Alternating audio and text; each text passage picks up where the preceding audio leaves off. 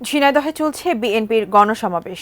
ঝিনাইদহ জেলা বিএনপি আয়োজিত এই সমাবেশে প্রধান অতিথি হিসেবে ভার্চুয়ালি যুক্ত হবেন দলের ভারপ্রাপ্ত চেয়ারম্যান তারেক রহমান।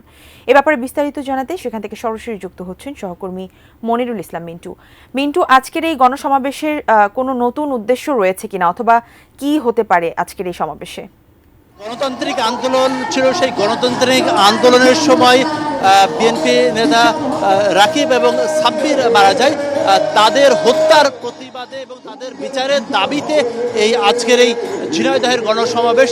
এখানে উজির আলী মাঠে মূলত এই গণসমাবেশটি অনুষ্ঠিত হওয়ার কথা ছিল, কিন্তু গত 3 দিন যাবৎ এই এলাকায় বৈরী আবহাওয়া ছিল, যার কারণে এই ঝিনাইদহের যে পায়রা চত্বর, সেই পায়রা চত্বর মাঠে এই গণসমাবেশকে কেন্দ্র করে ঝিনাইদহের বিভিন্ন এলাকা থেকে হাজারো নেতাকর্মীরা তারা জড়ো হয়েছেন এবং দীর্ঘদিন পর বলা যায় যে এই ধরনের যে কর্মসূচিকে কেন্দ্র করে ঝিনাইদহের বিএনপি উজ্জীবিত।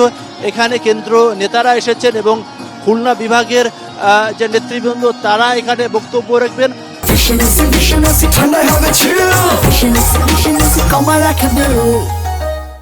দলের ভারপ্রাপ্ত চেয়ারম্যান তারেক রহমান তিনি কি ধরনের নির্দেশনা দেন, কি ধরনের বক্তব্য দেন, সেই অপেক্ষায় রয়েছেন এখানকার বিএনপির নেতাকর্মীরা।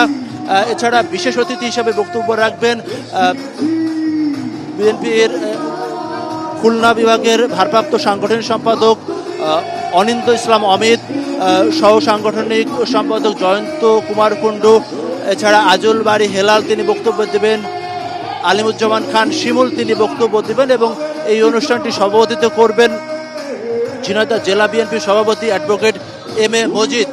এবং যে কথা বলছি যে দীর্ঘদিন পর এই ধরনের যে কর্মসূচিতে অংশ নিতে পেরে স্বাভাবিকভাবেই বিএনপির নেতৃবৃন্দ নেতাকর্মীরা তারা খুশি এবং তারা মনে করছেন যে আগামী দিনের স্থানীয় বিএনপির যে কর্মকাণ্ড, সেই কর্মকাণ্ড কীভাবে পরিচালিত হবে, কী ধরনের নির্দেশনা দেবেন, সেই জন্য তারা দলের ভারপ্রাপ্ত চেয়ারম্যান তারেক রহমানের বক্তব্য এবং নির্দেশনার জন্য অপেক্ষা করছেন এবং সামাজিক সম্প্রীতি যাতে বজায় থাকে, সেই সঙ্গে নেতাকর্মীদের মধ্যে যাতে বিভেদ না থাকে, সেই প্রত্যাশা রয়েছে বিএনপির। তো এই ছিল বলতে গেলে এখনকার মতো এই গণসমাবেশের অবস্থা। এখন দলীয় সঙ্গীত অনুষ্ঠিত হচ্ছে এবং এরপর নেতাকর্মীরা বক্তব্য দেবেন।